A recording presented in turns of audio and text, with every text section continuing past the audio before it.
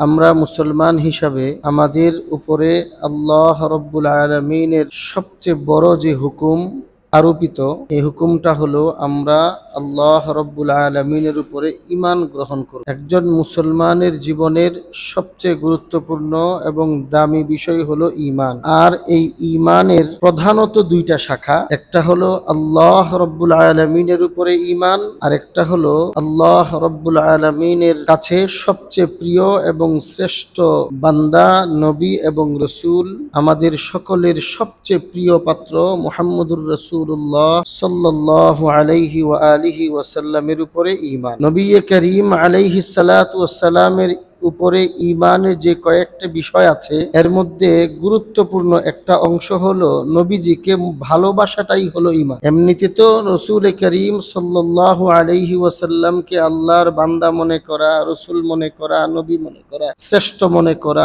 সম্মানিত মনে করা, এগুলো ঈমানের একটা পার্ট। কিন্তু এই সবগুলো পার্টের মধ্যে একটি গুরুত্বপূর্ণ পার্ট হলো যে রাসূলকে ভালোবাসাটাই ঈমান। নবী করিম আলাইহিস সালাতু ওয়াস সালামকে না বাসলে ঈমান পরিপূর্ণ হয় না। বিষয়টা এমন যে ঈমানের সাথে নবীর ভালোবাসা, ঈমানের সাথে রসুলের মহব্বত, এটা এমন ভাবে জড়িত যে ঈমান থাকবে আর ইশকে রসুল, হুব্বে রসুল, রসুলের প্রতি ভালোবাসা থাকবে না, এটা হওয়া সম্ভব না। যদি ভালোবাসা না থাকে তাহলে ঈমানের দাবি গ্রহণযোগ্য না। ঈমান এবং রসুলের প্রতি ভালোবাসা, ঈমান এবং ইশকে রসুল, ঈমান এবং মুহাব্বতে রসুল, এটা ওতপ্রোতভাবে জড়িত এবং একটা আরেকটার সাথে সম্পৃক্ত। রসুলের প্রতি ভালোবাসা ছাড়া ঈমানের কল্পনাও করা যায় না। তবে ভালোবাসার স্তর আছে। নবী করিম আলাইহিস সালাতু ওয়াস সালামকে মুহাব্বতের স্তর আছে। ঈমানের সাথে সম্পৃক্ত ভালোবাসা, এটা হলো একটা গুরুত্বপূর্ণ স্তর এবং এটা থাকবেই। হয়তো এমন হতে পারে কারো মধ্যে রসুলের ভালোবাসা অন্যদের তুলনায় কম বা বেশি ভালোবাসা নাই, বেশি ভালোবাসার প্রকাশ ঘটাতে পারে না, সেটা হলো আরেক বিষয়। কিন্তু ন্যূনতম ভালোবাসার একটা অংশ যেটা ঈমান থাকলে থাকবেই, ওই অংশটা না থাকলে ঈমানই আল্লাহর কাছে গ্রহণযোগ্য। যেভাবে আমরা যখন কোনো শরবত পান করি, তো শরবত এক গ্লাস পানি আমরা দেখি, ওই পানির মধ্যে চিনি দেখা যায় না, এটা থাকে। দুধ পান করলে দুধের মধ্যে এখানে ক্যালসিয়াম থাকে, ভিটামিন, বিভিন্ন ধরনের ভিটামিন থাকে, এটা থাকবেই। কেউ যদি ভিটামিন আছে কিনা বা কতটুকু, ক্যালসিয়ামের পরিমাণ কতটুকু, ভিটামিনের পরিমাণ কতটুকু, ভিটামিনের কোন অংশের পরিমাণ কতটুকু, এগুলো কিছুই জানে না, এমনিতেই সে শুধু দুধ পান করলো,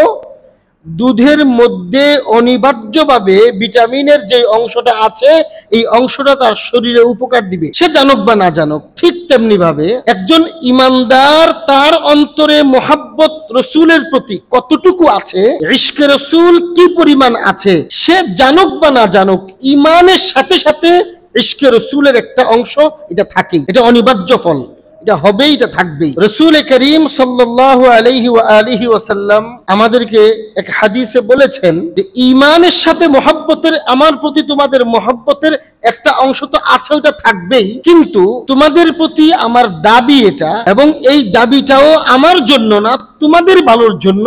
সেটা হলো তোমাদেরকে আল্লাহ রাব্বুল আলামিন সৃষ্টিগতভাবে মুহাব্বত এবং ভালোবাসার যে অংশটা দিয়ে তোমাদেরকে সৃষ্টি করেছে, তোমাদের অন্তরে অন্যের প্রতি ভালোবাসা এবং মুহাব্বতের যে আবেগ এবং আগ্রহ সৃষ্টিগতভাবে তোমার মধ্যে আছে, ওই ভালোবাসা এবং মুহাব্বত এবং ইশকের ওই অংশটাতে সর্বোচ্চ পর্যায়ের আমাকে দান করো, তাইলে তুমি পরিপূর্ণ ঈমানদার হইতে পারো। নবী করিম আলাইহিস সালাতু ওয়াস সালাম এজন্য বলেন, লা ইউমিনু আহাদুকুম হাত্তা আকুনা আহাব্বা ইলাইহি মিন ওয়ালিদিহি ওয়া ওয়ালাদিহি ওয়ান্নাসি আজমাইন। গোটা দুনিয়ার সমস্ত সম্পর্ককে আল্লাহর রাসূল 4 ভাগে বিভক্ত করে দিয়ে বলেছেন যে দেখো, তোমরা যদি পরিপূর্ণ ঈমানদার হতে চাও, পরিপূর্ণ মুমিন হতে চাও, ঈমান ছাড়া তো কোনো কিছুই গ্রহণযোগ্য হবে না, ঈমান ছাড়া ইসলামের দাবি তো গ্রহণযোগ্য হবে না। তো ঈমানের যে দাবি তোমরা করবা, ঈমানের দাবিতে যদি সত্যবাদী হও